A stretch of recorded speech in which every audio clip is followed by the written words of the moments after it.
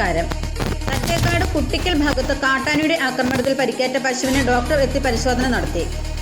കോതമംഗലം വനം ഡിവിഷന് തട്ടേക്കാട് സെക്ഷൻ പരിധിയിൽ കീരമ്പാറ പഞ്ചായത്തിൽ 1-ാം വാർഡിൽ കുട്ടിക്കൽ ഭാഗത്ത് താമസിക്കുന്ന ചേരമ്പാട്ട് രവിയുടെ പശുവിനെയാണ് കാട്ടുകൊമ്പൻ ആക്രമിച്ചത്. പശുവിന്റെ വലതു കൈക്കുറവ് ഭാഗത്തും വയറിനുമാണ് മുറിവേറ്റത്.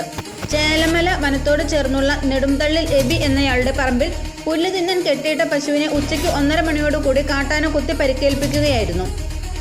രവിയുടെ ഭാര്യ തങ്കമ്മ ഓടി രക്ഷപ്പെട്ടു. ആന ചേലമല വനഭാഗത്തേക്ക് ഓടിപ്പോവുകയായിരുന്നു. തുടർന്ന് വിവരമറിയിച്ചതിനെ തുടർന്ന് വനപാലകരും പോലീസും സ്ഥലത്തെത്തി. 6 മണിയോടെ ഡോക്ടറെത്തി പശുവിനെ പരിശോധിച്ച് മരുന്ന് നൽകി.